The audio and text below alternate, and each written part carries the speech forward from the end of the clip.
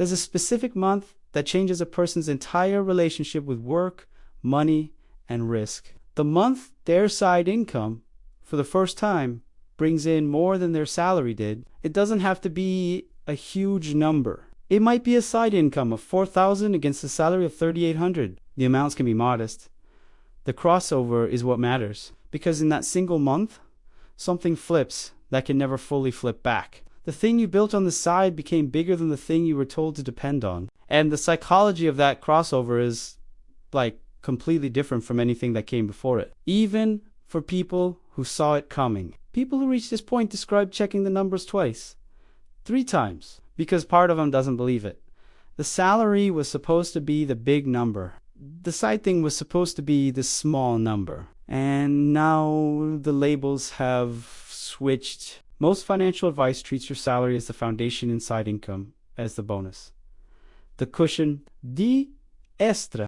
But here's the thing, there's a threshold where that relationship inverts, where the side income stops being a bonus and the salary starts being a bonus. And once you cross it, the entire architecture of your financial life reorganizes around a new center of gravity. My name is Nick and I spend way too much time thinking about money, income, psychology, and why the moment your own workout earns your employer changes a person more than almost any other financial milestone. If you're someone who actually wants to understand what happens when the thing you built beats the thing you were given, make sure to hit that subscribe button and give this video a thumbs up if it ends up reframing how you think about your own income.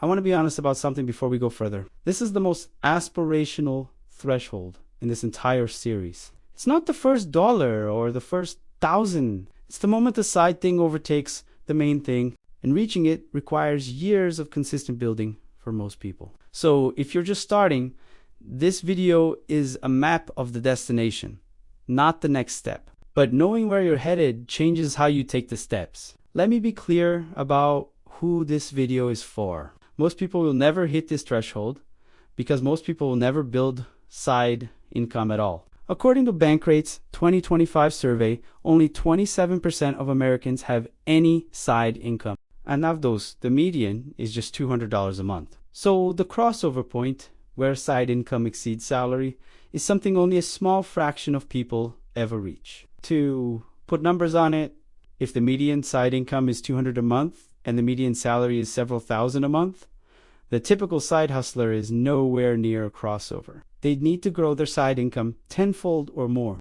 But the ones who reach it describe the same transformation, almost word for word. And understanding that transformation is useful even if you're years away from it, because it tells you what you're actually building toward. Let's start with the math of how the crossover even happens, because it's not what most people imagine. Most people imagine the crossover happens because the side income explodes upward to match a high salary. That's rare. That's the exception. The far more common path is that the side income grows steadily while the salary, in real terms, stays flat or grows slowly. The two lines converge from both directions.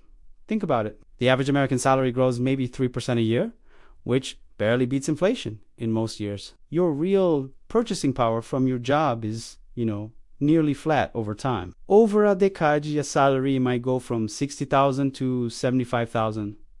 That feels like growth. But after inflation, it's barely movement at all. The wage ladder is designed to keep you running just to stay in place. Meanwhile, a side income that started at a few $100s a month can grow at 20, 30, 50% a year in the early stages, because it's starting from a small base and compounding. A side income that does $200 a month in year 1 might do $500 in year 2, $1,000 in year 3, $2,000 in year 4. Each year builds on the systems and customers of the year before. So the crossover usually happens, not because the salary is low, but because the side income has been quietly compounding while the salary has been quietly stagnating. The two lines are moving at completely different speeds. The salary line is nearly flat. The side income line is curving upward.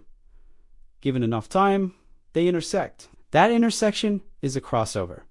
This is the part most people don't see coming. They assume their salary is the big, stable, dominant number forever. They don't notice the side income creeping up until it's suddenly close. And then one month, it crosses. and everything they assumed about their financial center of gravity turns out to be wrong. Now let's talk about what actually happened. Psychologically, the month the crossover occurs. The first shift is that your job transforms from your livelihood into one of your income sources. That sounds subtle. It is enormous. For your entire adult life, your job has been the answer to the question, how do you survive? After the crossover, your job is just one answer amongst several and no longer the biggest one. Your brain processes this as a fundamental change in your relationship with your employer. You stop being an employee who happens to have a side thing. You become an entrepreneur who happens to have a job. That reframe changes how you walk into the building, how you sit in meetings, how you respond to feedback, how you think about the annual review. The change isn't something you perform. It's something that happens to you automatically, because your brain accurately registers that the power dynamic has shifted. You can't fake your way into it, and you can't fake your way out of it. The second shift is that risk completely reorganizes itself in your mind. Before the crossover, the risky thing was losing your job. After the crossover, the risky thing is spending too much time on the job. That's now your smaller income source. You start doing a calculation most employees never do. You start asking whether the hours you spend at your job could generate more value spent on the income source that's already bigger. That question, once it enters your head, never fully leaves. It changes how you value every hour of your week. Every meeting that runs long now has an opportunity cost you can actually quantify. Every pointless task at work is time not spent on the income source that's outgrowing your salary. The math becomes impossible to ignore. There's a third shift worth naming before we go deeper, and it's about how other people start to see you. Coworkers can sense when someone stops being afraid. They don't know why, they just notice that you've become harder to rattle, slower to panic, less eager to please. Some of them find it impressive. Some of them find it unsettling. A few of them start to suspect that you have something going on outside the building, even if they never figure out what. That external perception shift is, one of the quieter consequences of the crossover. You become the calm person in the room. And calm people get treated differently than anxious ones. The anxious employee gets the unpleasant tasks dumped on them because they won't push back. The calm employee doesn't, because everyone subconsciously senses they might say no. The crossover changes which category you're in. The third shift is about leverage in your day job. Before the crossover, your employer had enormous leverage over you. After it, the leverage quietly reverses. You can now negotiate from a position of genuine strength because you genuinely don't need the job the way you used to. You can decline unreasonable demands. You can ask for what you actually want. And here's the strange thing. Employees who reach this point often become more valuable to their employers, not less, because the calm, unbothered, optionality-rich employee is, exactly the kind of person companies want to keep. The desperation that used to leak out of you in every interaction is gone, and its absence makes you more effective, more respected, and weirdly, more promotable. Right at the moment, you care least about the promotion. There's a real irony here. The employee who needs the promotion most, the desperate one, is the least likely to get it. The employee who needs it least, the one with the bigger side income, is the most likely to be offered it. The world rewards the people who don't need its rewards. The fourth shift is about time horizon.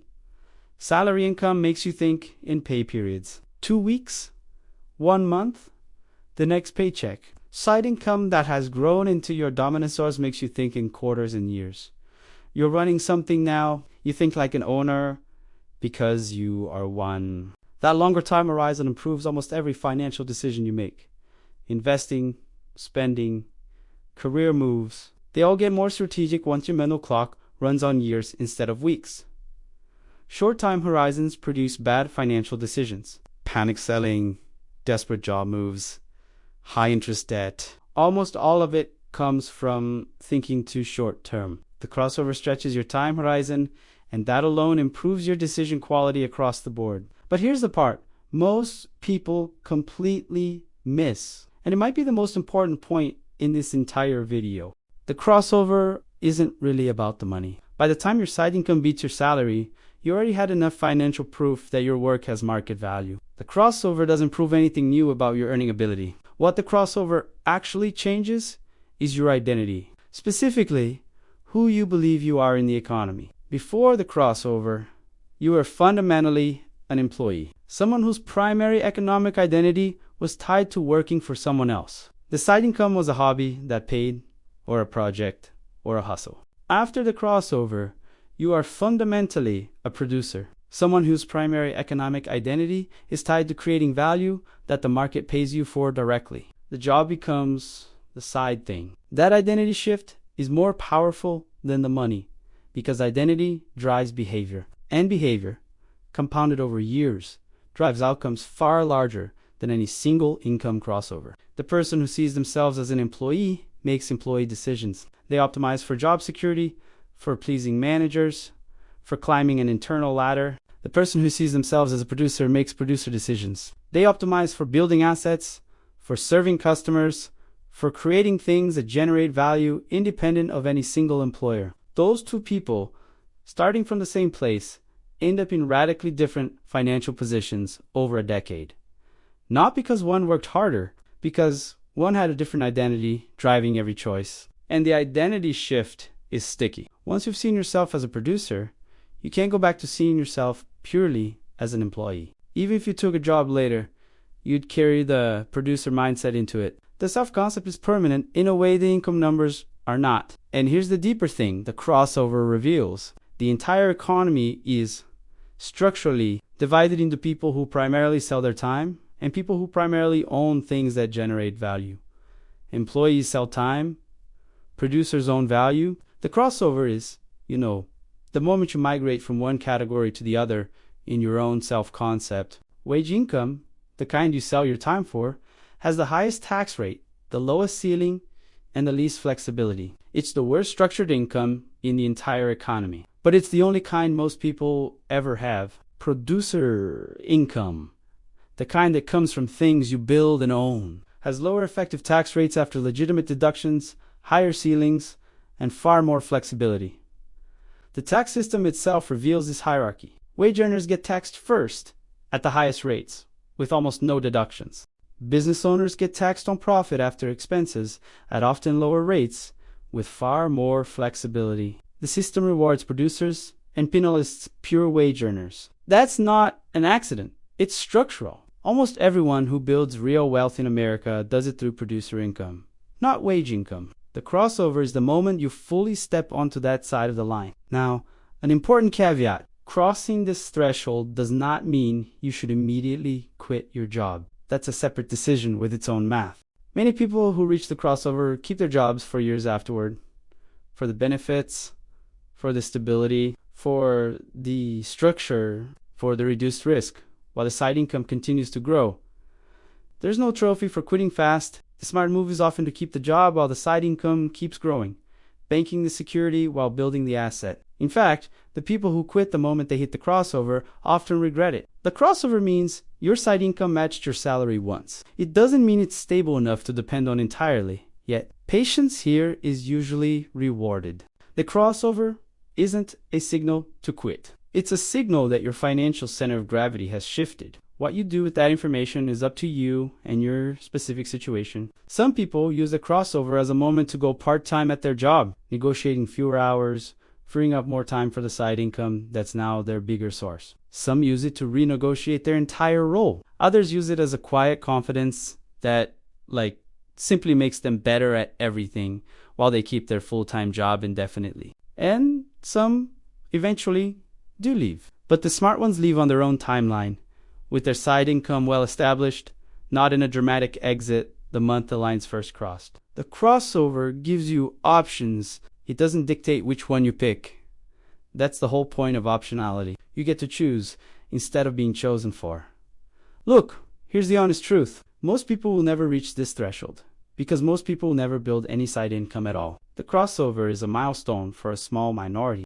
But the small minority who will reach it describe it as one of the most psychologically significant moments of their financial lives. The month, the thing they built, beat the thing they were given. It's hard to overstate how much it reorders a person's sense of what's possible. Before the crossover, the salary feels like the ceiling on what you can earn. After it, you realize there was never a ceiling. There was just a structure you hadn't stepped out of yet. You're not failing if you're nowhere near this point. Almost nobody is. The vast majority of people never even start the side income that could eventually cross over. But if you have started, even small, understand what you're building toward. Not just a number, a complete inversion of your economic identity. The math doesn't care how far away the crossover feels right now. The math only cares about the direction your two income lines are heading.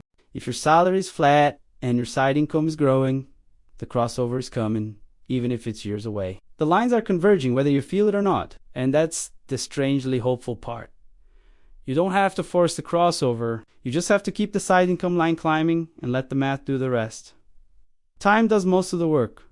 As long as you don't quit, your future self, the one who either crossed over or didn't, is counting on whether you keep that side income line climbing this year. Trust me, they'll thank you for the months you kept building, long before the lines ever crossed.